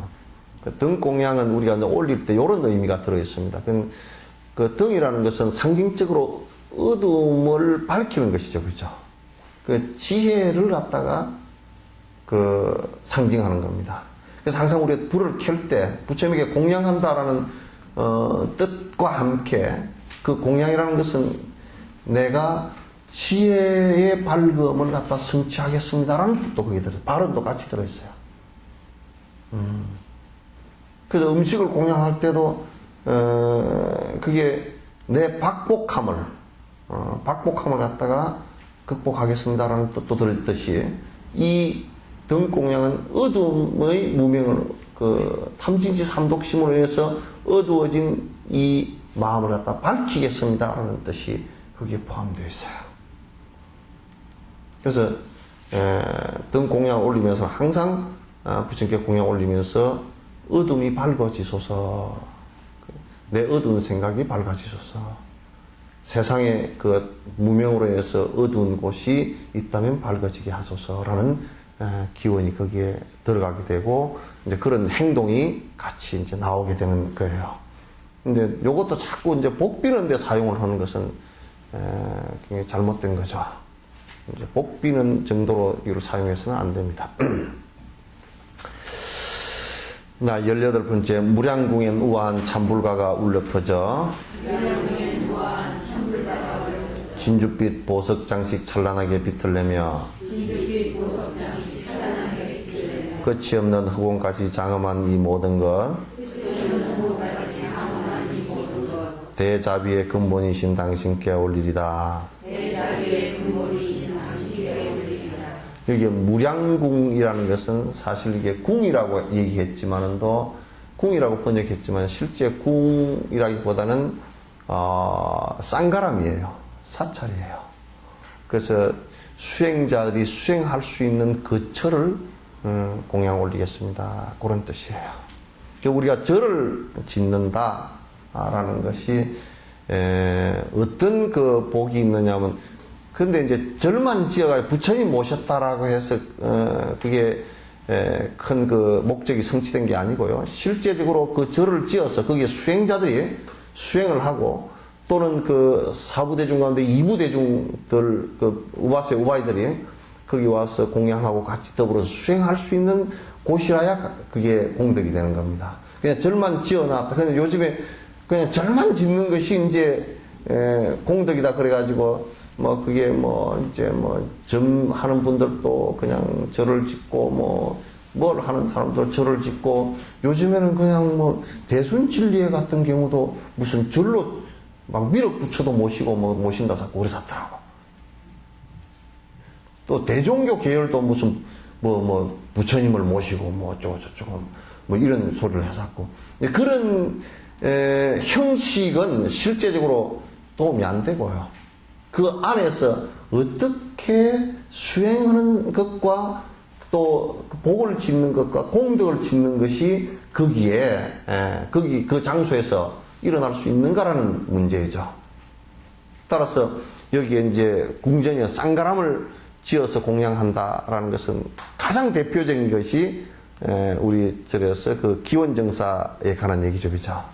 기원정사에 수다타 장자가 그 절을 지어서 공양했던 그 모양들이죠. 그래서 많은 분들이 이 절을 지어서 공양했던 그 전례들을 많이 볼 수가 있습니다.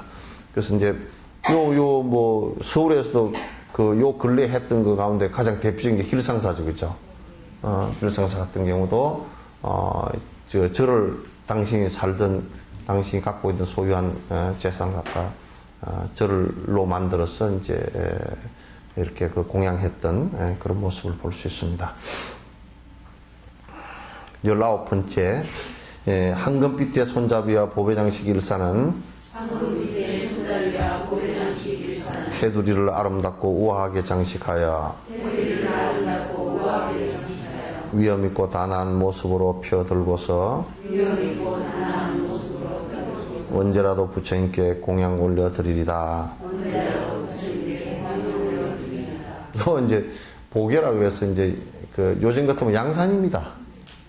근데 이제 양산을 우리는 뭐 저 더운 지방에 다녀도 그냥 한국에 살던 습관 때문에 그냥 밀짚모자 하나 쓰고 이렇게 다니거든. 근데 이제 남방 쪽에서 온 큰 스님들은 보니까 전부 양산을 들고 다니시더라고. 그리고 이제 큰 스님들은 또 시자가 전부 다 양산을 들고 다녀. 그래가지고 더운 데 가면 양산을 꼭 펴서 이렇게 옆에 드리더라고요. 자기가 이렇게 이제 쓰고 다니는데, 이제 우리는 그게 밀짚모자로 바뀐 것 같아. 별로 그렇게 크게 햇볕에 이제 별로 관심이 그렇게, 우리 기후는 그렇잖아요. 남방 기후는 더워서 굉장히 힘들거든요. 일사병 걸리기도 하고, 이제 피부에 문제가 생기기도 하고 그런데, 그래서 부처님 계셨던 그 지역은 되게 더웠고, 또 그게 그랬기 때문에 일산이 굉장히 중요한 생활용품 가운데 하나였던 것 같습니다. 그래서 또 귀한 것이기도 했고요. 그래서 이 공양 올리는 것도 생활 필수품으로서 꼭 필요했던 것 같습니다. 이 밖에도 갖가지의 다른 모든 공양물과 아름답고 감미로운 음성 공양 올리오니 유정중생 고통들을 남김없이 거두시는 향기로운 구름되어 처처마다 머무소서. 요건 이제 음성 공양이죠. 참불가입니다.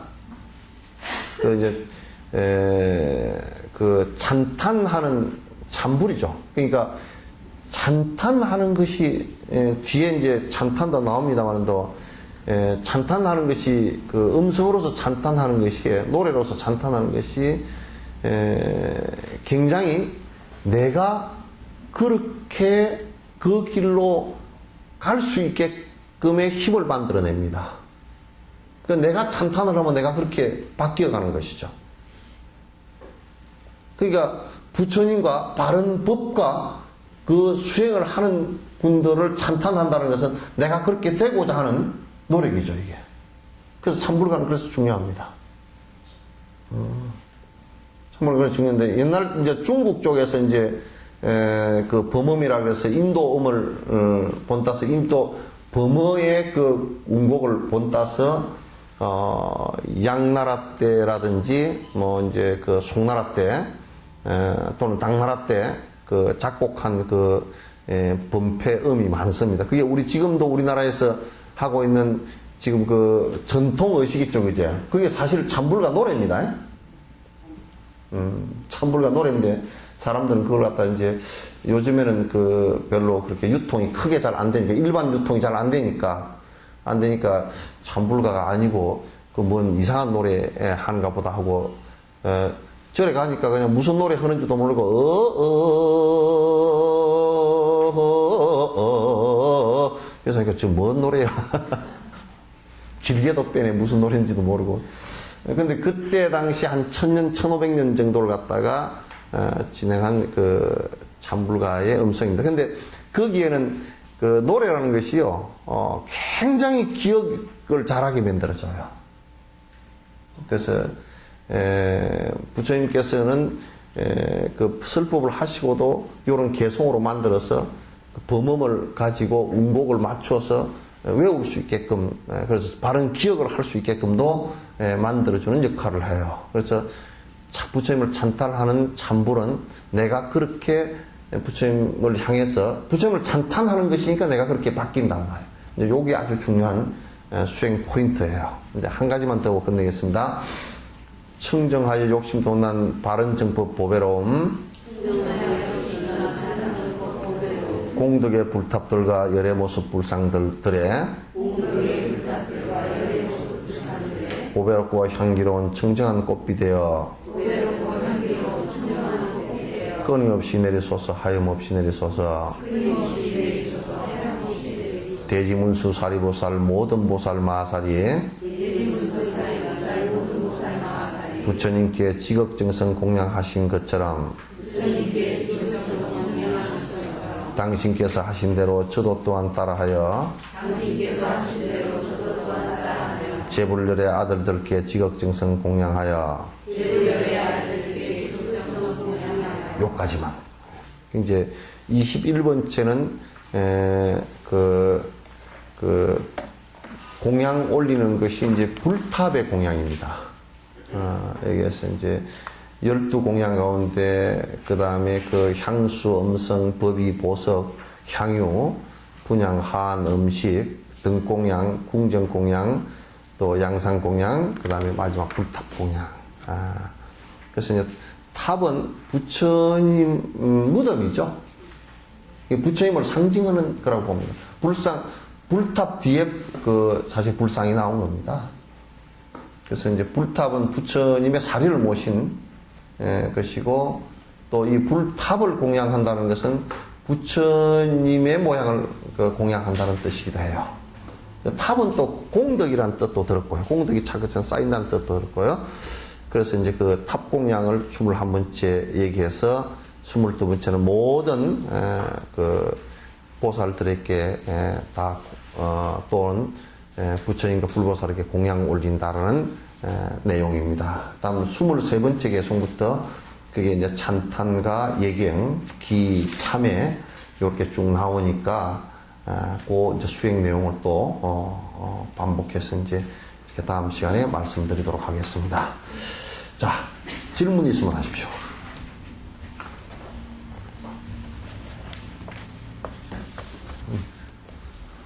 질문 있으면 하십시오. 시간이 오늘은 좀 많이 갔는데.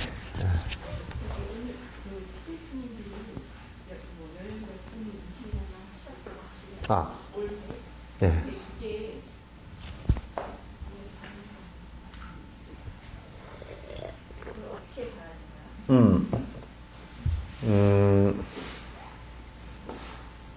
전에 이제 베트남에서도 그랬어요. 티우, 이건 정치적 얘기니까, 조금 이제, 좀 한번 접어놓고 생각을 하세요. 티우 정권이, 미국의, 정권입니다. 친미 정권입니다. 그래서, 베트남 안에 불교와 전통 종교가 베트남 국민의 80%를 넘었습니다. 그런데 이제 미국이 캐톨릭으로 개종을 하기를 원했었고, 그래서 티우가 부인이 캐톨릭 신자였습니다. 그래서 이제 그래서 티우 정권이 굉장히 약 한 5, 6%밖에 안 되는 캐톨릭 을 갖다 두둔하면서 이제 특히나 전쟁을 반대하고 독립을 주장했던, 지금 틴나칸 스님 있죠, 그죠? 그게 이제 평화운동과 무저항 이 운동을 갖다가 또는 살상을 하지 말라고 했던 틴나칸 스님 같은 그런 스님들이 그런 운동을 많이 했어요. 그러니까 그 사람들이 굉장히 걸림돌이 된다 그래가지고 반정부라 그래가지고 많이 죽였습니다. 투옥하고 외국으로 쫓아내고, 그러면서 이제 불교에 대한 탄압을 갖다 강력하게 이제 하기 시작했죠. 지금 어딥니까? 버마 있죠, 그죠? 버마의 민주화의 주축 세력들이 전부 다 스님들입니다. 그러니까 군사 정권이 굉장히 싫어하죠. 싫어해서 이제 스님들이 외국으로 도피를 많이 나오고, 많이 살해를 하는 상황이 이제 벌어졌죠. 그래서 그때 이제 티우의 부인이 그냥 강력하게 스님들을 갖다 비난을 하는 말을 갖다 거의 반공식 서상에서 해버렸어요. 그래가지고 거기에 굉장히 반발을 하고 하는 과정 속에서 한 분이 이제 분신, 그네들이 볼 때는 분신이고 스스로가 할 때는 효신공양을 하겠다. 그래서 이제 그걸 각성시키기 위해서, 국민들이 각성시키기 위해서 효신공양을 했는데, 그걸 갖다 티우의 부인이 망발을 또 했죠. 돼지 불에다 구워 놓은 것 같다고 이제 그렇게 이제 망발을 했죠. 이제 그러니까 그것이 촉발되어 가지고 계속 이제 문제가 있었고, 그 뒤에 이제 베트남이 독립전쟁에서 승리를 하면서 이제 우리 입장에서 놓고 보면 우리가 군대를 파견했기 때문에 그 말을 할 수도 없었지만은 또 베트남은 프랑스로부터도 미국으로부터도 독립전쟁이었죠. 그래서 이제 그 중간에 서서 평화를 주장했고 했던 사람들이 주로 스님들이었는데 설당이었고 틱낙간 스님의 그 밑에 추종자들도 많이 살해당했습니다. 많이 죽었어요. 이쪽 정부로부터 살해당하고 지금 공산당 정부도 틱낙간 스님을 갖다 그 월남으로 돌아오는 것을 허용 안 해가지고 한참 동안 그 하다가 한 번 여행하는 것만 허용해서 한 번 틱낙간 스님이 한번 다녀서 그분들이 불란서로 이제 피신을 갖다 그 월남을 점령하고 식민지로 삼았던 불란서에서 살 수밖에 없는 이제 그런 상황이죠. 지금 이제 티벳 사태는 중국이 그 점령해야 될 아무런 이유가 없죠. 그건 우리나라의 중국이 그 6.25 사변 때 100만 대군을 갖다 투입했던 상황을 우리는 잘 알잖아요. 그죠? 거기에 뭐 등소팽 아들인가 누구도 그것을 전사했다고 그러더라고요. 그런데 중국의 이제 팽창주의가 그 국공 그 독립운동 독립이 되고 난 뒤에 국공 싸움이 붙었죠. 그죠? 그러니까 국민당하고 공산당하고 싸움이 붙어서 이제 장개석이 대만으로 쫓겨나고 그다음에 이제 그 모택동이 전체를 점령하면서 그 안에 내부적으로 소용돌이를 갖다가 그 전쟁 소용돌이를 갖다 막을 길이 없으니까 바깥으로 이제 품어낸 과정에서 우리나라는 소련과 일본이 점령했던 이 지역을 갖다가 그 소련과 미국이 일본에게 전쟁에 이기면서 일본을 분할한다는 명분하에서 우리나라를 갖다 분할해버렸죠. 우리나라를 일본 땅 정도로 이제 보고 취급하고 분할해버려가지고 서로 논아먹고 그래서 이제 그걸 차지하기 위해서 중국이 이제 그 전쟁을 일으켜서 소련과 묵인하에서 전쟁을 하면서 이제 그 6.25가 일어난 거 아닙니까? 그래서 그와 동시에 그와 비슷한 때 그 티베트를 점령하는 것도 이제 그때 이루어진 거예요. 그래서 그러면서 이제 달라이라마께서 1959년에 그 인도로 망명하게 되고 그 전에는 어떻게 하든지 중국하고 같이 협상해서 살려고 하는 노력들을 많이 했죠. 중국에 가서 달라이라마께서 직접 그 젊은 나이에 중국에 가서 협상도 했고 그런 과정 속에서 이제 결국 그 못하고 공산당과는 문제가 심각하다. 공산당이 종교를 인정하지 않고 종교 그 말은 실제로 그렇지만 그것보다 더 심각했던 것은 그 주변을 갖다 점령하는 데 있었죠. 팽창주의에 있었습니다. 그래서 그 세계 힘의 공백들이 이제 많이 나눠지고 영국도 인도를 점령하고 있다가 빠져나가 버리고 영국이 점령한 인도를 의지하고 살았던 티베트도 힘의 공백이 생겨버렸죠. 그래서 이제 같이 밀려버린 결과가 됐거든요. 그래서 그 이후에도 이제 티베트는 우리가 일제 때 당했던 식민지보다도 훨씬 심각하게 지금도 당하고 있고 그래서 한 600만 가운데 거의 한 200만에 달하는 사람들이 이제 죽거나 문제가 생기고 국민의 거의 3분의 1 정도가 피해를 당하는 상황이 벌어졌고 많은 사람들이 투옥되어지고 저런 한 7천 군데 정도가 파괴되어지고 그런 상황들이 이제 많이 벌어졌는데 지금도 이제 그 이주 정책을 중국에서는 중칭열도라 그래서 이게 고원에 티베트 고원에 열차를 갖다 이제 놨잖아요. 근데